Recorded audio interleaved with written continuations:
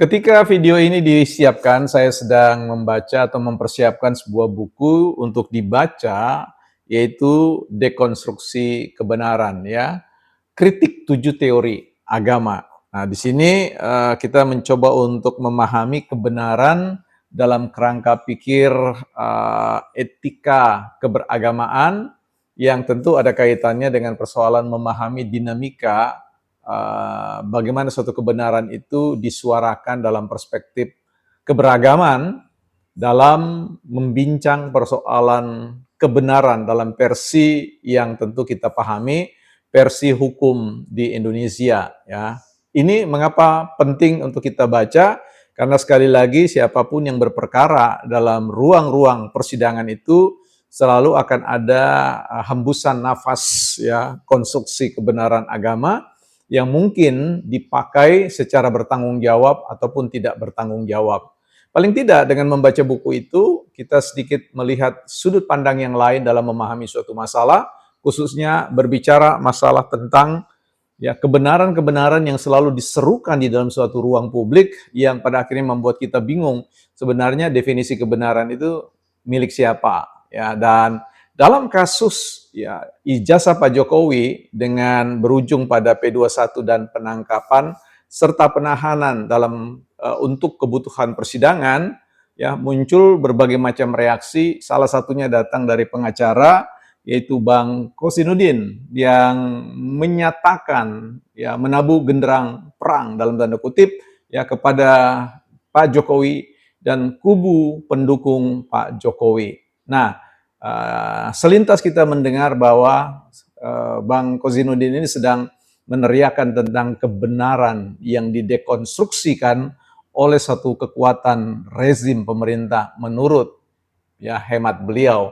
Dan kita lihat ajakan perang seperti apa yang ingin disampaikan oleh sobat kita, yaitu Bang Kosinudin. Kita putarkan sedikit ya, sebelum kita tanggapi. Bismillahirrahmanirrahim. Kami nyatakan perang terbuka secara hukum melawan saudara Joko Widodo. Allahu Akbar. Permohonan penangguhan penahanan, baik yang kami ajukan kepada Polda atau nantinya jika Polda berdalih bahwa kewenangannya sudah pindah kepada Kejaksaan Tinggi DKI Jakarta. Yang kedua, kami telah menyiapkan jaminan penangguhan penahanan yang kami sudah edarkan kepada sejumlah tokoh, di antara yang sudah mengisi dan ada di atas materi adalah Pak Din Samsudin, tinggal kami ambil. Tetapi nanti sejumlah tokoh dan aktivis yang datang di sini semuanya sudah kami berikan informasi untuk bisa membersamai perjuangan ini dengan cara membubuhkan tanda tangan dan mengisi identitas untuk memberikan penangguhan, jaminan terhadap proses penangguhan. Tapi lagi-lagi ini hanya kami tempuh manakala nanti keputusan dari penyidik pada 1 kali 24 jam akan mengambil tindakan penahanan. Sekali lagi, kalau tindakan penahanan diambil, maka lagi-lagi saya konfirmasi hukum di negeri ini memang sudah tidak lagi tunduk pada norma dan aturan, tetapi tunduk pada atensi dan atensi politik saudara Joko Widodo. Saya sampaikan kepada saudara Joko Widodo, saudara Joko Widodo puas sekarang saudara melihat anak bangsa, warga negara Anda hari ini dijemput secara paksa. Apakah Anda cukup puas dengan peristiwa hari ini, atau Anda justru kurang puas ingin Roy Suryo dan kawan-kawan ini ditahan semuanya? Wahai kubu Jokowi termul-termul, puas kalian mendengar kabar penangkapan ini? Ini hukum yang kalian pamerkan sebagai penegakan keadilan. Lalu mereka berkata kalau tidak ditahan nanti katanya akan hadir di TV ini, TV itu. Hadir di TV itu hak konstitusional dan menghargai undangan televisi. Dan yang disampaikan itu adalah pendapat, bukan mengulangi perbuatan. Kalau esensinya dia tidak bisa melawan pendapat, tidak kuat melawan argumentasi, berarti persoalannya bukan adanya kejahatan yang dilakukan berulang, tetapi tidak adanya kemampuan untuk melawan argumentasi para yusiro di ruang publik yang menyebabkan mereka mengambil upaya represi. Jadi saya mau katakan nanti kalau kasus ini ditahan, saya sampaikan kepada seluruh rakyat, saudara Joko Widodo keliling itu dengan membawa noktah. Karena apa? Kalau sampai ditahan berarti saudara Joko Widodo itu adalah orang yang sedang mengkampanyekan sebuah partai yang dipimpin anaknya, saya sebut PSI, tapi pada saat yang bersamaan dia zalim kepada rakyatnya yang 10 tahun pernah dipimpinnya. Dan kepada pemimpin-pemimpin yang zalim seperti ini tidak ada satupun alasan untuk kita memberikan dukungan apalagi pembelaan. Jadi sekali lagi, karena Saudara Joko Widodo sudah sampai pada tahapan ini, Bismillahirrahmanirrahim, kami nyatakan perang terbuka secara hukum melawan Saudara Joko Widodo. Allahu Akbar. Wahai kubu Jokowi termul, puas kalian. Iya, jadi pernyataan yang disampaikan oleh sobat kita, Bang Kozinudin, ini bicara tentang persoalan deklarasi perang terbuka secara hukum, ya. Nah, ini pilihan diksi ini menurut saya sebuah tabuhan genderang yang menurut saya tidak perlu dilakukan oleh seorang ya pengacara yang menurut saya punya kecerdasan di atas rata-rata dari sisi aspek kognitif. Tapi kalau dari sisi aspek dari konteks afektif atau apa istilahnya, dari sisi kita sebut saja etika, ya attitude, mungkin perlu kita sanksikan atau pertanyakan kembali, ya benar apakah kecerdasan kognitif dengan kecerdasan afektif, ya serta motorik itu bisa linear atau artinya sejajar, ya. Tapi sekali lagi saya ingin mencoba untuk memberikan tanggapan bahwa ya ajakan genderang perang ini bukan hanya kepada Pak Jokowi tetapi pada para pendukung-pendukung dan satu istilah-istilah yang saya sudah tidak ingin sebutkan atau bahkan mungkin hanya 1-2 kali saya sebutkan dalam rangka memberikan contoh, ya. Bukan sesuatu kosakata khas milik yang saya ingin tambahkan dalam perbendaharaan kosakata di kepala saya. Nah, yang saya menjadi ingat pada satu masa ketika senior saya menjelaskan atau membagikan ilmu, ya kepada saya terkait dengan bahwa ketika orang menabuh genderang perang, ya sebaiknya Anda tidak usah menari, ya. Artinya jangan mengikuti. Dalam hal ini saya kira Bang Kosinudin tidak perlu harus melakukan semacam peperangan ya secara hukum, dalam artian asumsi bahwa pihaknya kepolisian, kejaksaan, bahkan hakim nantinya itu adalah pihak yang dianggap sebagai orang atau institusi yang zolim, yang represif dan membabi buta dalam konteks persoalan penerapan hukum, pemberlakuan hukum, mengaktifasi ya persoalan norma-norma hukum untuk memberikan keadilan kepada siapapun. Secara prinsip sebenarnya persoalan ini clear ya bahwa klien rekan Kozinudin itu sebenarnya sedang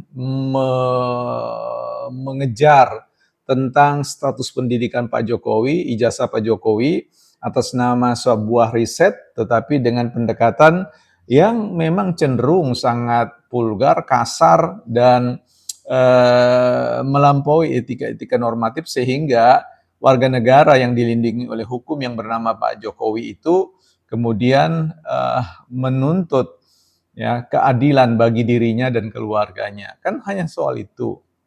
Nah, pencaharian seorang riset yang kemudian menurut saya melampaui dan mirip-mirip pada suatu konteks kerja-kerja politik, inilah yang kemudian menimbulkan sebuah amplify, sebuah resonansi, ya gelombang efek yang kemudian liar ke sana kemari dan dimanfaatkan oleh kelompok-kelompok lain dan saling memanfaatkan untuk bicara tentang kepentingan politik semata-mata. Karena ketika suatu riset itu ya dilakukan, idealnya kan harus bertanya kepada si pemilik dari ijazah, tapi Pak Jokowi tidak pernah diwawancarai. Ketika itu maka pergilah carilah teman sekelas dari Pak Jokowi, ya. Tapi itu tidak dilakukan. Bahkan ketika sekelompok teman-teman Pak Jokowi itu menyampaikan kebenaran faktual, ya dianggaplah, dibayarlah, termasuk dengan kata-kata yang seperti itu. Nah, ketika kemudian lembaga yang menerbitkan pendidikan dari Pak Jokowi ini mengatakan dia adalah sah, adalah warga alumni dari Universitas Gadjah Mada, apa yang kemudian ditanggapi oleh pihak kubu Mas Roy Suryo dan Bang Kozinudin, ya dianggap ya mendustai dan seterusnya ya, dipakai sebagai kaki tangan Pak Jokowi. Nah, ketika pihak kepolisian mengatakan bahwa ini adalah sah adanya otentik, kemudian berkembang dinamika-dinamika yang lain. Nah, di mana kemudian letak salahnya Pak Jokowi ketika ia ya mencoba untuk menegakkan nama baik? Karena sekali lagi ada prinsip mengatakan nama baik itu jauh lebih baik dari apapun. Dan ketika seorang Jokowi atas nama in the name of ya, atas nama kepala keluarga, atas nama seorang ayah, atas nama seorang suami, atas nama seorang kakek, ya, itu merasa kehormatannya ya dicabik-cabik, maka ia berdiri untuk membela keluarganya. Di mana letak kesalahan itu? Sobat, ya Bung Kozinudin, mari coba rasional dalam konteks menggunakan ya undang-undang, fakta-fakta, bukti-bukti yang ada. Tempatkan cermin bening di hadapan saudara. Dan kemudian coba berefleksi, apakah pendekatan yang rekan Kozinudin lakukan itu adalah suatu pendekatan yang memosisikan diri sebagai korban, justru sebagai orang yang menurut saya yang melakukan tindakan yang idealnya, ya, normatifnya harus dimintai pertanggungjawaban hukum. Ya, ini yang kemudian semua data-data itu dibolak-balik, bahwa Pak Jokowi itu dianggap kasar, kejam dan seterusnya dalam banyak versi yang dilakukan bukan hanya saudara Agustinudin, tetapi yang lain-lain dalam berbagai macam versi dan diksi. Maka ya, kita lihat bahwa keadilan hukum itu sedang diberikan kepada semua pihak. Bahkan ketika publik mengarahkan untuk pemberian pemaafan atau apa itu ya menghentikan dengan SP3, apa yang dilakukan, apa yang direspon oleh pihak Roy ya tidak mau, ya memilih dengan sesadar-sadarnya sebagai orang yang dewasa atas konsekuensi-konsekuensi hukum yang akan terjadi ketika suatu kasus itu akan dilanjutkan. Tapi percaya diri dengan segala sesuatu, dengan semua ya pergerakan-pergerakan yang lain yang seolah-olah air yang menyatu, padahal tidak. Ya, ini dalam politik itu kan seni siapa memanfaatkan siapa saja.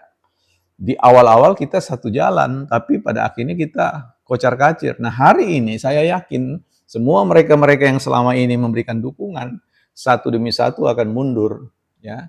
Karena apa? Dalam persidangan itu juga akan terkorek nama-nama di belakang itu, ya.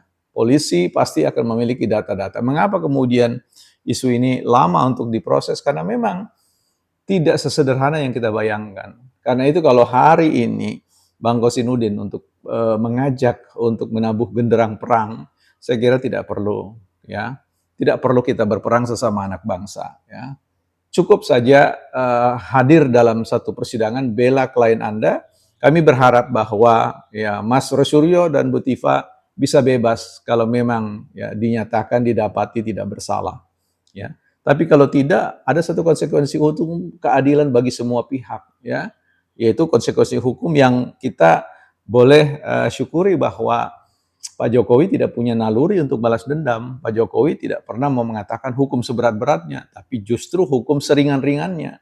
Jadi ini sebenarnya sinyal-sinyal yang sudah diberikan, tetapi ya kita tidak tahu. Sekali lagi sebagai orang dewasa, ya rekan sekalian sudah memilih jalur untuk membuktikan itu di pengadilan. Nah, ketika proses penangkapan dan penahanan ini terjadi, itu sesuatu yang sangat prosedural saja, dan Anda sebagai rekan Kozinudin sebagai seorang lawyer itu kan sudah paham hal-hal yang begitu, ya.